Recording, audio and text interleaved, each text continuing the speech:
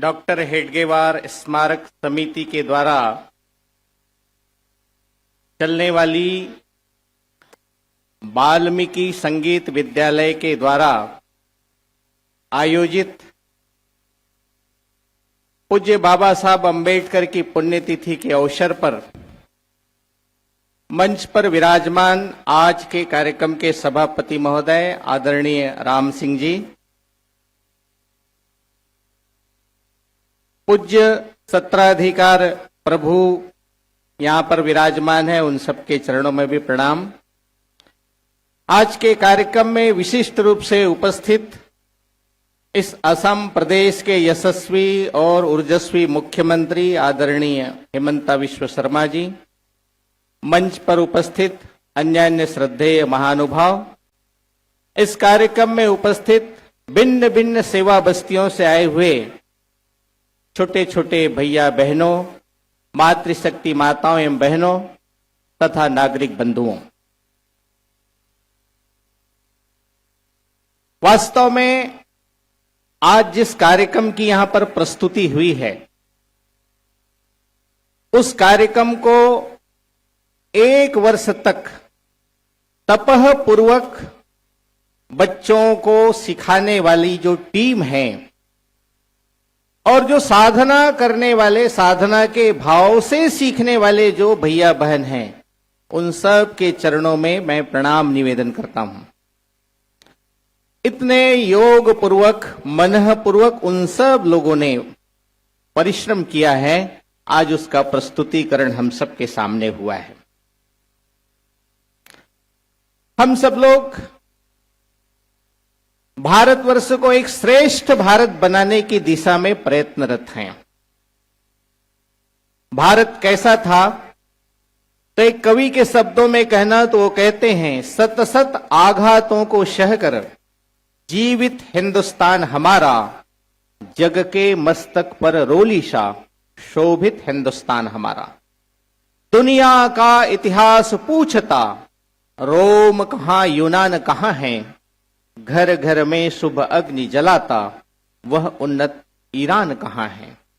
दीप बुझे पश्चिमी गगन में, व्याप्त हुआ बर्बर अंधियारा, किंतु चीर कर तमकी छाती, चमका हिंदुस्तान हमारा।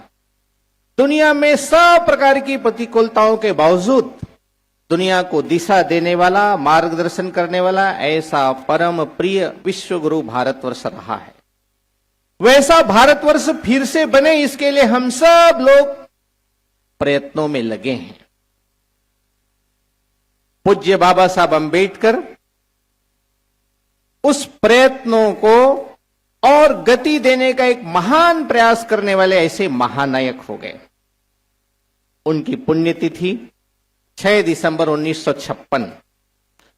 लेकिन उनका जीवन कैसा था, तो समाज के अंदर व्याप्त जो कुरीतियां हैं, जो रूढ़ियां हैं, जो अस्पृश्यता है, छुआछूत है, छोटे बड़े का भेद है, उसको दूर करने का उन्होंने जीवन भर प्रयास किया। 1927 में महाड़ नामक स्थान पर एक सत्याग्रह का आयोजन हुआ। चौदार तालाब है, उस तालाब के पानी को पीने के लिए सत्याग्रह करना पड़ता है। 10,000 लोग उपस्थित थे। सब लोग उस तालाब का पानी पी सकते थे, किंतु तथाकथित अस्पृश्य समाज कहे जाने वाले, उनको वहां पानी पीने का अधिकार नहीं था। उसको लेकर के पूज्य बाबा साहब ने सत्याग्रह किया। सत्याग्रह करते समय उसने समाज के सामने कुछ प्रश्न रखे। इस गांव में रहने वाले सभी लोग उस तालाब में जा सकते हैं, स्नान कर सकते हैं, उसका पानी पी सकते हैं, किंतु हम नहीं। क्या हम मनुष्य नहीं हैं? दूसरा प्रश्न उन्होंने किया, इस गांव में रहने वाले पशु पक्षी कुत्ते बिल्ली, वो भी उस तालाब में जा सकते हैं, स्नान कर सकते हैं, पानी पी सकते हैं, किंतु हम नहीं। क्या इस गांव में रहने वाले पशु पक्षी से भी हम गए गुजरे हैं? और तीसरा प्रश्न उन्होंने किया, हमारे अपने घरों में पलने वाले पशु पक्षी कुत्ते बिल्ली, वो भी उस तालाब में जाकर स्नान कर सकते हैं, किंतु हम नहीं। क्या हमारे टुकड़ों पर हमारे घरों में पलने वाले पशु पक्षी, वो भी हमसे श्रेष्ठ हो गए? इस प्रश्न का उत्तर समाज को आज भी देना है।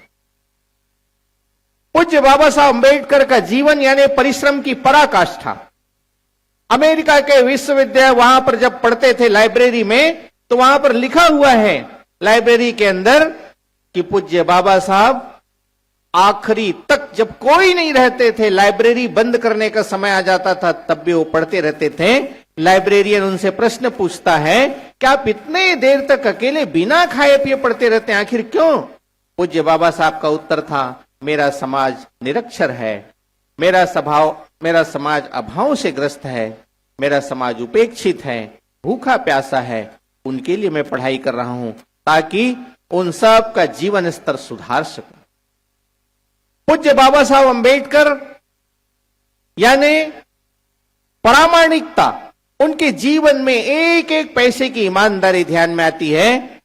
एक दामोदर सभागृह मुंबई में भाषण करते हुए पूज्य बाबा साहब अंबेडकर कहते हैं कि समाज के पैसे का एक एक पाई का हिसाब रखना चाहिए। समाज का दिया हुआ धन, उसमें किसी भी प्रकार के हिसाब किताब में कोताही नहीं होनी चाहिए। उन्होंने अपने जीवन में भी उसको उतार करके दिखाया। और जब एक कानून मंत्री थे इस देश के, तो उनके बेटे ने कुछ काम के लिए 2-3 काम बताए। उन्होंने कहा, मैं तुम्हारा यहां पर पिता नहीं हूं, मैं इस देश का कानून मंत्री हूं, इसलिए तुम्हारे द्वारा यह बताया हुआ काम मैं नहीं कर सकता। उनको वापस कर दिया। ऐसे प्रामाणिक उनके जीवन में दिखाई देता है। वे किसानों के भी हितैषी थे। रैयत खोरी और खोता पद्धति थी उस समय। खोत जो है वो सरकारी लगान तो वसूल करता ही था, साथ ही साथ किसानों के घर से बकरी, किसानों के घर के अच्छे सब्जियां वो भी ले लेता था। पूज्य बाबा साहब अम्बेडकर ने इस खोत पद्धति को बंद किया। किसानों को उचित मूल्य मिले, इसके लिए उन्होंने प्रावधान किया। पूज्य बाबा साहब अम्बेडकर श्रमिकों के भी हितैषी थे। श्रमिकों को उनके ट्रेड यूनियंस के रजिस्ट्रेशन का तो अधिकार था, किंतु सरकार के द्वारा मान्यता नहीं थी। ऐसे पूज्य बाबा साहब अम्बेडकर ने उनको मान्यता दिलाने का काम किया। महंगाई भत्ता है, भविष्य निधि है, न्यूनतम श्रम, न्यूनतम जो वेतन है उसकी गारंटी, महिला और बाल श्रम के बारे में उन्होंने कानून बनाया। ऐसे श्रमिकों के लिए उन्होंने कानून बनाया। और पूज्य बाबा साहब अम्बेडकर का संविधान सभा का जो भाषण 1949 का, वो तो इस देश की जनता की आंखें खोलने वाला है। वो कहते हैं कि क्या भारतवर्ष इसके पहले स्वतंत्र नहीं था? स्वतंत्र तो पहले भी था, लेकिन हमने स्वतंत्रता खोई क्यों? मोहम्मद बिन कासिम इस देश पर हमला करते हैं तो महाराजा दाहर सेन, उन्हीं का सेनापति, उनके साथ मिल जाता है। पृथ्वीराज चौहान को बुलाने वाला जयचंद ही था। जब तक इस देश में ऐसी मानसिकता से हम सब ऊपर नहीं उठेंगे, इस देश के सामान्य नागरिकों के अंदर राष्ट्र प्रथम नहीं होगा, तब तक के राष्ट्र खड़ा नहीं हो सकता। ऐसे पूज्य बाबा साहब अम्बेडकर प्रखर राष्ट्रवादी भी थे। वे साम्यवाद के घोर विरोधी भी थे। वे नहीं चाहते थे कि देश और समाज केवल अर्थ के आधार पर करे। वास्तव में धार्मिक शक्ति बहुत महत्व की शक्ति है, आध्यात्मिक शक्ति बहुत महत्व की शक्ति है।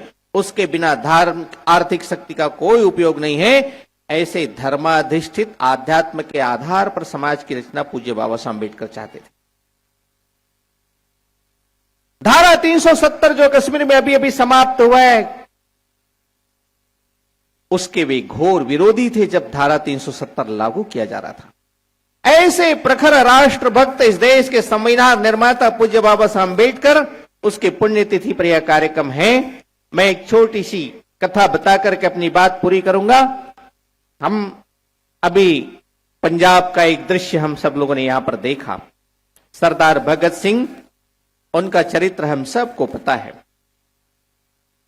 असेंबली के अंदर बम विस्फोट करके अपने आप को गिरफ्तार करवा देते हैं, जेल में रहते हैं, हड़ताल करते हैं, अंत में उसको फांसी की सजा दी जाती है। फांसी के 24 घंटे पहले जेलर महोदय उनको कहते हैं, भगत सिंह तुम्हारे जीवन की कोई आखिरी इच्छा हो तो बताओ, उसको पूर्ति करने की कोशिश होगी। भगत सिंह कहते हैं, जेलर साहब मेरी आखिरी इच्छा तो भारत माता को जंजीरों से मुक्त कराने की है, लेकिन आप तो अंग्रेजों के नौकर है, वो इच्छा पूरी नहीं कर सकते, लेकिन एक इच्छा मेरी जरूर पूरी कर सकते हैं। बोले क्या? तो भगत सिंह ने कहा, मैं जीवन के आखिरी क्षण में अपने बेबे अर्थात मां के हाथ की बनी हुई रोटी खाना चाहता हूं। जेलर महोदय कहते हैं, कहां लायलपुर और बंगा नामक स्थान पर तुम्हारा परिवार है, वहां मां को लेकर के आएगा कोई, फिर रोटी बनाएगी, फिर खिलाएगी, तब तक तो समय समाप्त हो जाएगा। भगत सिंह, हम तुम्हारी ये इच्छा भी पूरी नहीं कर सकते। भगत सिंह ने कहा, जेलर साहब चाहो तो आप पूरी कर सकते हो। बोले कैसे? इस जेल परिसर में सफाई कर्मी रहता है, उसके हाथ की बनी हुई रोटी खिला दो। मेरी मां तो बचपन में ही मेरी गंदगी को साफ करती थी, किंतु ये सफाई कर्मी तो बड़ा होने के बाद में भी केवल मेरी ही गंदगी नहीं, तो जेल के परिसर की पूरी गंदगी और समाज की गंदगी को साफ करता है। ये मेरे लिए मां से भी बढ़कर है, इसलिए उस सफाई कर्मी के हाथ की बनी रोटी खिला दो। जेलर साहब सफाई कर्मी को बुलाते हैं, कहते हैं एक जेल का कैदी है, उसको फांसी होनी, वो कहता है तुम्हारे हाथ की रोटी खाऊंगा। सफाई कर्मी कहता है, जेलर साहब आप झूठ बोलते हो, आज तक कितने वर्षों से काम करते हो गया, आज तक किसी कैदी ने मेरे हाथ का पानी भी ग्रहण नहीं किया, मेरे हाथ की बनी रोटी कैसे? क्या मैं उस कैदी का नाम जान सकता हूं? जेलर साहब ने कहा, उस कैदी का नाम है भगत सिंह। सफाई कर्मी उत्तर देता है, वो भगत सिंह जिसके पूरे कुल में क्रांतिकारियों की एक लंबी मालिका है, उस कुलीन परिवार का भगत सिंह मेरे हाथ की रोटी? नहीं नहीं जेलर साहब, जरूर आपको गलतफहमी हुई होगी। जेलर साहब कहते हैं, वो कहता है कि सफाई कर्मी मेरे लिए मां से भी बढ़ करके है, क्योंकि सफाई कर्मी तो समाज की गंदगी को भी साफ करता है। सफाई कर्मी आकर के रोटी बनाता है, भगत सिंह को जेल परिसर में रोटी खिलाता, उनके आंखों से भी आंसू, भगत सिंह की आंखों में भी आंसू। शायद सफाई कर्मी के जीवन का यह स्वर्णिम पृष्ठ रहा होगा। भगत सिंह ने जीवन के उन आखिरी क्षणों में कौन सा संदेश देना चाहा? यदि भारत को श्रेष्ठ भारत बनाना है, सबल भारत बनाना है, सामर्थ्यशाली भारत बनाना है, तो हम सबको एक रस होना पड़ेगा, छोटे बड़े का भेद समाप्त करना पड़ेगा, हम सब लोगों को छुआछूत से दूर समाज को खड़ा करना पड़ेगा, क्योंकि समाज की संपूर्ण शक्ति जब तक के खड़ी नहीं होगी तब तक के भारत शक्तिशाली राष्ट्र खड़ा नहीं हो सकता। आज आजादी के अमृत काल में हम सब लोगों को छोटा छोटा संकल्प लेने की आवश्यकता है। यमुना कहती कृष्ण कहां है, सरयू कहती राम कहां है, व्यथित गंडकी पूछ रही है, चंद्रगुप्त बलधाम कहां है, अर्जुन का गांडीव कहां है, कहां भीम की गदा खो गई, किस कोने में पांचजन्य है, कहां भीष्म की शक्ति सो गई, अगणित सीताएं अपहृत है, महावीर निज को पहचानो, अपमानित द्रुपदाएं कितनी, समर शीर सर को संधानो, अलक छेंद्र को धूल चटाने वाले पौरुष फिर से जागो, क्षत्रियत्व विक्रम के जागो, चणक पुत्र के निश्चय जागो। यह धरती तो आचार्य चाणक्य की धरती है, जिन्होंने अपनी शिखा खोल करके संकल्प लिया था, नंद वंश को जब तक समूलोच्छेदन नहीं करूंगा तब तक शिखा बंधन नहीं करूंगा, जब तक भारतवर्ष विश्व गुरु नहीं बनेगा, जब तक एक एक बस्ती में ये छोटे छोटे बड़े का भेद खत्म नहीं होगा, तब तक हम सब लोगों को भी एक दृढ़ संकल्प लेकर आगे बढ़ने की आवश्यकता है। सारी दुनिया में भारत माता की जयकारा हो रहा है, लेकिन भारत के हर अंतःकरण में भारत माता की जय गूंजे, इसके लिए हम सब कृत संकल्प होकर के जाएं। यही पूज्य बाबा साहब अंबेडकर के चरणों में सच्ची श्रद्धांजलि होगी।